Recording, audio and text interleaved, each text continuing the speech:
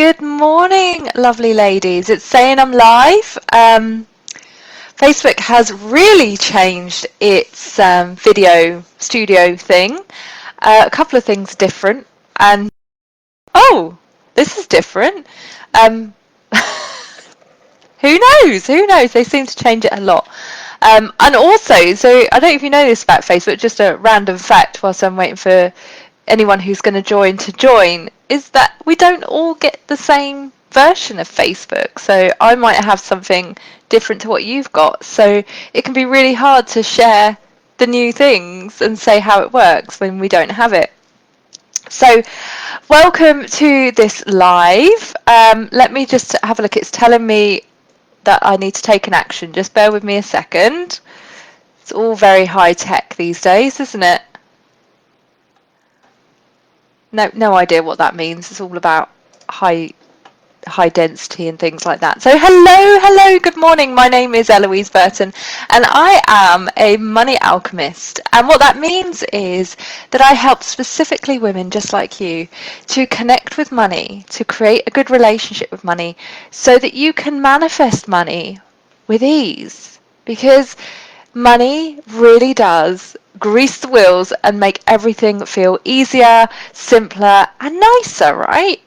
And the thing is, money is a big taboo in our society, even today, and especially for women. We're still not allowed to talk about it openly. We still get criticised and judged for talking about money. And that leads to it going underground and no one really knowing what it is or how to use it.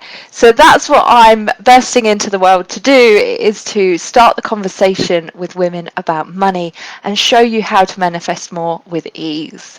So today's training is called the Money Mirror, and it's based on this card, which says, my relationship with money reflects my relationship with myself.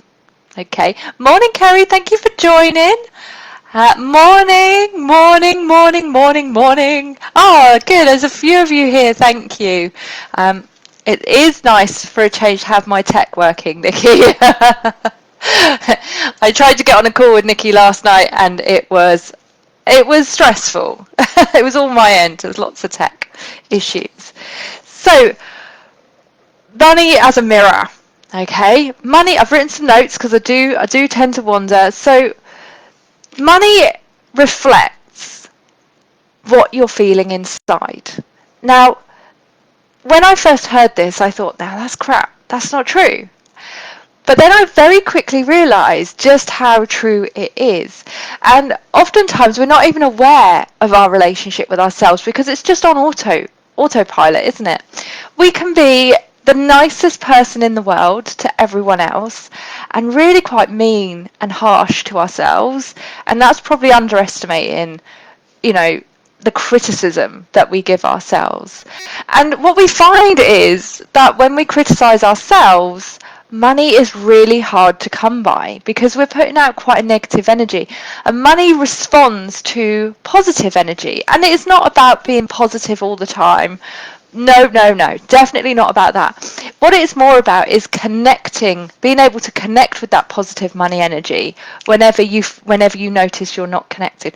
Money is of this earth, right? So it's very, it's all around us, it's everywhere, and it's very easy and fast to manifest. And all of you will have examples of times that you've manifested money really quickly. Or money when you were just feeling really good and all of a sudden, oh my goodness, a client's booked with me. How did that happen? It's because money responds to that inner feeling, okay? The outer stuff we can't control, but the inner stuff we can really work on. So let me go back to my notes. What we do is we disconnect from money. And when we feel bad about ourselves, we go through these emotions: shame, guilt, distrust, dislike, and what we're actually doing is pushing out that energy in towards money. And money's like, okay, well, I reflect what you feel, so I'm going to really go and find someone else. I think that's what she does anyway. It's certainly what she seems to do. So even though we use it daily, and when we're not connected to money, we worry about it and we have a lot of fear about it, so we're thinking about it all the time. We're not really connected to it. We're just operating around it rather than connecting to it. And it gives us signs. Sometimes the signs are subtle, and sometimes they are like, in your face. And so a subtle one might be, so for me, I make money every day. Now, that might be, it might be a penny on my interest, it might be £11 if someone buys a visualization, or it could be thousands of pounds, depending on what people interact with me. I don't make huge amounts of money every day. I make huge amounts of money some days, but every day I bring money in. And so a subtle sign for me is a day that I don't bring money in. Yeah? But a subtle sign for you might be where you are thinking about buying something and then you think, no, I can't buy that for myself. I shouldn't buy that for myself. That's a subtle sign that there's something going on in your relationship with yourself. Now, it's really important not to confuse wanting to buy something with yourself with mindful spending or lack of mindful spending. It's all about creating the balance. So when you mindfully spend, what you're doing is making sure it is something you really want. Okay? But if your inner voice is saying, no, I can't, I shouldn't, I mustn't, that's a relationship issue.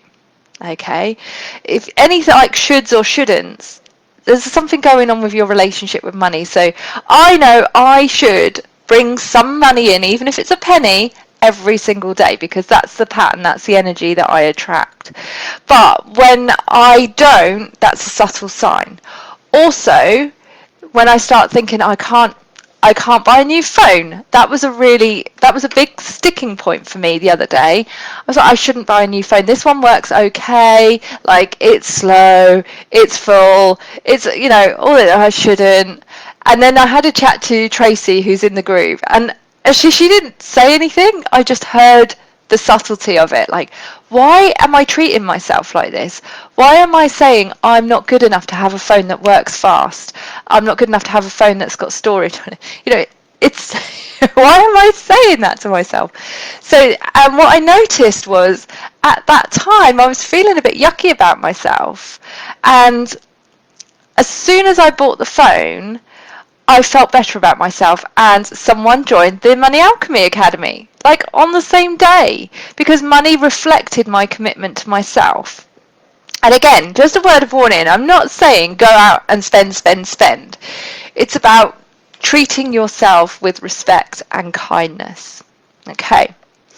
Sometimes the not so subtle signs are when you get a massive bill that you weren't aware of.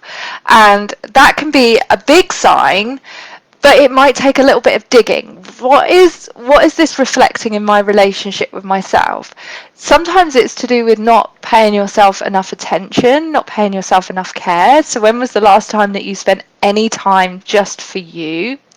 And I know that can be really hard when you're a business owner, when you've got a job, when you've got a family, when you've got caring responsibilities. But without you, all of those things fall apart. So if you're not firing on all cylinders, you're not going to be able to help those people. So it's not selfish to take care of yourself. It's the opposite of selfish, because if you don't take care of yourself, you're not going to be there for everyone else. And so money will often give you a kick up the backside and say, come on, pay attention, pay attention. Let's go back to my notes. So we use money to do all sorts of things, to create joy. Yeah? Like, I like spending money sometimes. My ruler doesn't always let me, but I like spending money sometimes. And there are people that get a huge amount of joy from spending money. But also, spending money can be a form of self-sabotage. Okay? And what I mean by self-sabotage is it's just like, it's almost a trick you play on yourself. And we do it for lots of different reasons. And it's like, never get cross with it. Never get cross with it, because it's your mind trying to show you stuff. Yeah, it's your mind trying to point things out to you. So sometimes, particularly if I think about romantic, celebrity archetypes, possibly connectors, nurturers, they will go and spend money on themselves or spend money on other people. And I can't remember if I said alchemists here. Um, and then they'll have enormous guilt. Okay, so like they know that retail therapy creates guilt, but they do it anyway. So it's like them proving to themselves that they're not worthy. Okay, and that's why I always say it's so important to forgive yourself, because if you go out and spend like in a way that you're going to feel bad about, that's going to reflect in your relationship with money. Money's going to go tightening. It's going to tighten. Like now you're scared because you overspent. So money's going to be harder to come by, because that feeling that you're putting out there is what you're going to get back. So it's really important to balance spending with the mindfulness, because then you always feel amazing. So one really good example, I've put my flowers here to show you. This week my self-talk has not been good. It hasn't been good. Like I've been doing this for years now, and it is a journey. It is a journey, and on every level you get different mindset issues, different challenges. So I buy myself flowers every month, and there's lots of reasons for that, because I spent the last 5 years feeling like Mark wasn't listening to me because he wasn't buying me flowers.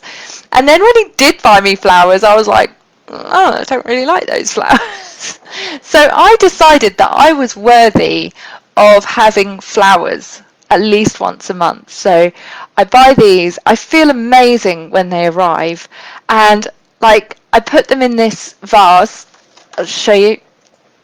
Checked my emails, and there was some money. There was some money coming into my account. And it's been, because my self-talk hasn't been great, it's been a bit slow this week. As soon as I felt better about myself, I look at these flowers and I think they're beautiful. The money started to flow again. Like money started to come towards me because I felt better. I was more attractive to money. Okay, now not spending is also a reflection of your relationship with money. Okay, if you think about the rulers, for sure, I have to really manage my ruler. Accumulators, I forgot mavericks and the spenders as well, but rulers, accumulators, sometimes nurturers, sometimes alchemists, with those they tend to switch onto different sides. They will do this thing where they do not spend. They will not spend, yeah? Where I wouldn't buy a new phone. I will not spend on myself. And like I said, that really shows the universe you're not worthy. You're not worthy. And again, you don't have to go out and buy absolutely everything you want. It's all about balance. But you should buy stuff that is going to lighten up your life, brighten up your life. Like, if you like flowers, do that. If you need a new phone and you've got the funds for it, why not? I realised I didn't have many clothes, so I went out and I bought some clothes. Got a woolly dress on, which I love, and it makes me feel good. Okay, so often on the Wednesday post, people think it's about not spending. It's not about not spending. It's about spending in a way that's mindful and makes you feel good, that makes you really connected to money. Okay, hopefully that's making sense. Okay, let me check my notes. So what I'd like you to do now is to think about what's happening for you with money right now. Just have a think. What's the situation with money? Money is a really easy energy to work with because it's tangible. Like you can touch money, you can see money, you can also feel it, but we can really, really interact with it. So what is your money situation right now? Really think about what's going on with your money. Are you making sales? Is money okay? Is it a stretch? Has money like upped and disappeared from your life for a time? Because she does that sometimes when you're not connected with her. And then what I want you to do is to, not now, but spend some time just journaling the question, how does this show up in the way I interact with myself? And initially, you might not have anything. Okay, and that's fine. Keep writing. The thing with journaling is to keep writing. Even if you write, I don't know what to write. I don't know what to write. I don't know what to write over and over again. And it might take a few sessions.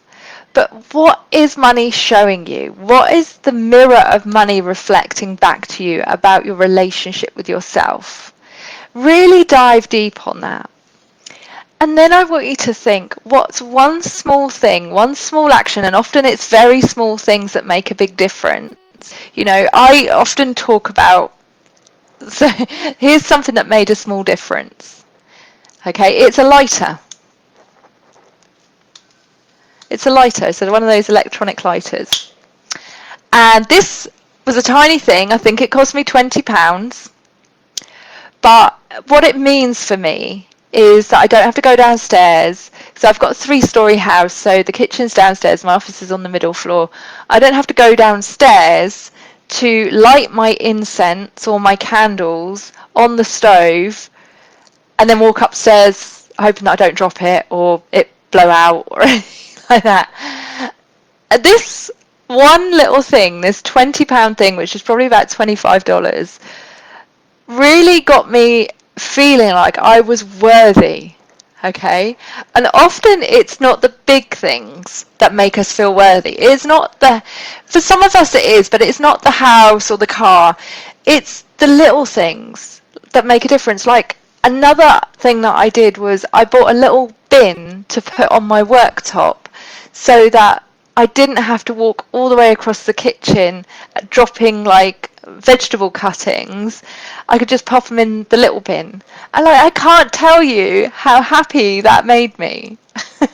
So once you've thought about how your money life is, what your money life's trying to show you in your inner self-talk, in your inner relationship, think about one small action that you could take right now to change that. And it might be something like a lighter. It might not be. It might be something like a bouquet of flowers. It might be something like a bar of chocolate or a day off. It might be just, having a candlelit bubble bath every week. Okay? And I want you to just really think about that.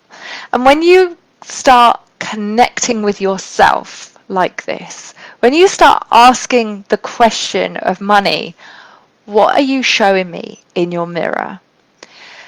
She'll give you all the answers. She will give you all the answers. Don't overthink it. Just write whatever comes out. That is the answer for you. Okay?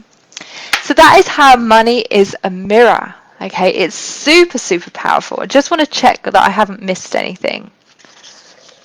I've got quite a lot of notes here. As most of you know, I over-prepare.